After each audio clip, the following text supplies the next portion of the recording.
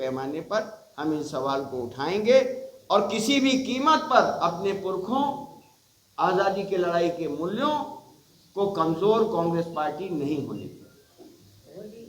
एक सवाल है, बिहार के जो दलित नेता हैं जो अभी एनडीए के साथ हैं, वो सवाल खड़ा कर रहे हैं कि आपने बाबा साहब को दो बार चुनाव हराने का काम किया कांग्रेस ने, उनको भारत रत्न जो है मरणोपरांत जो है आपके सरकार में नहीं मिला, इंदिरा गांधी को उनसे पहले मिल गया। तो ये सारे सवाल हैं जो यहाँ के जो दलित नेता हैं जो इंडिया के साथ वो पूछ रहे हैं। कानून मंत्री कौन बनाया था?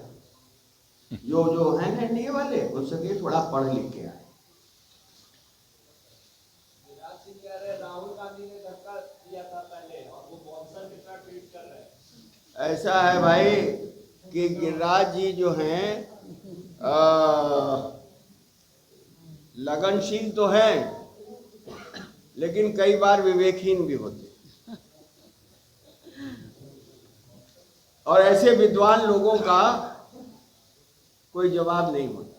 नहीं, सीसीटीवी है वहाँ, ये है निकाल के। अब आपको मैं एक बात बताऊं, जो अध्यक्ष जी ने हमारे कहा, और आप लोग हमसे ज्यादा जानते हैं कि अगर कहीं कोई घटना होती है तो पहले सीसीटीवी देखा जाता है, फिर एफआईआर होता है। और सीसीटीवी वहां कोने कोने पर लगा हुआ है, और जो कि लोकसभा अध्यक्ष के अधिकार क्षेत्र में आता है। तो क्या क्राइम ब्रांच जांच कर रही है राहुल गांधी के खिलाफ, तो एफआईआर लिखने के पहले क्या उस सीसीटीवी को देखा गया या सार्वजनिक किया गया? जो लोग ऐसा बोल रहे हैं उनको हम चैलेंज देते हैं कि अगर सरकार में दम है तो वो सीसीटीवी कैमरे को सार्वजनिक करे। मालूम पड़ जाएगा कि अपराध जो है वो एनडीए के लोग कर रहे थे, प्रधानमंत्री और अमित शाह के इशारे पर कर रहे थे कि ये जो लोग इस देश के करोड़ों लाखों लोगों के अधिकारों के लिए जो लोग लड़ रहे थे वो कर रहे थे। अपराध किसने किया, ये बात सामने आई। इतना नाम अगर भगवान का लेते तो 7 जन्मों तक स्वर्ग मिलता था। तो हम ये पूछना चाहते हैं कि अमित शाह जी को कितने पुस्तक का गारंटी कार्ड मिल गया है, क्योंकि वो भी तो भगवान राम का राजनीतिक नाम ले रहे हैं। और ये सवाल खाली अंबेडकर साहब का नहीं है, डॉक्टर राजेंद्र प्रसाद जी उसके अध्यक्ष थे, संविधान सभा के ड्राफ्टिंग कमेटी के जो अध्यक्ष थे बाबा साहब अंबेडकर साहब।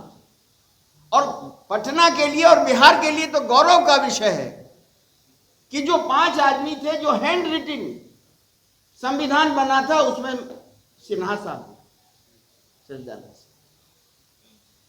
उनकी तबीयत खराब थी तो जो हैंड रिटन संविधान था वो दस्तखत कराने के लिए यहां भेजा गया।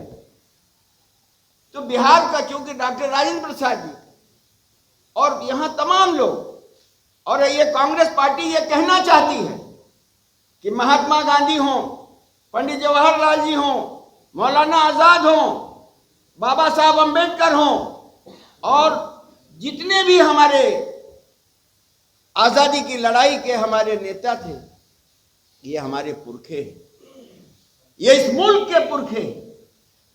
और इनकी विरासत की लड़ाई के लिए कांग्रेस पार्टी किसी भी दूरी तक जाने के लिए तैयार है, क्योंकि अगर संविधान कमजोर होगा तो इस मुल्क का लोकतंत्र और जमहूरियत कमजोर होगी और गरीब को न्याय इस देश में नहीं मिलेगा। और आज जो भारतीय जनता पार्टी और मोदी सरकार है वो इस मुल्क में जमहूरियत को कमजोर करना चाहती है। अभी आपने देखा कि कल चुनाव के जो नियम हैं इलेक्शन कमीशन में और उसमें कि आप पेपर नहीं देख सकते, वो बदल दिए। जिस तरह से संवैधानिक संस्थाओं को कमजोर करने का काम, उस पर हमला करने का काम किया जा रहा है, उनका उपहास उड़ाने का काम किया जा रहा है, अब ये मुल्क बर्दाश्त नहीं कर सकता। और कांग्रेस पार्टी पूरे देश के पैमाने पर, और कांग्रेस पार्टी ही नहीं, और ये जो सोचते हैं लोग कि बाबा साहब दलित थे इसलिए दलित हैं के नेता नहीं। हमसे जुड़े रहने के लिए हमारे YouTube चैनल को सब्सक्राइब करें और नई वीडियो की नोटिफिकेशन के लिए बेल आइकॉन को दबाएं।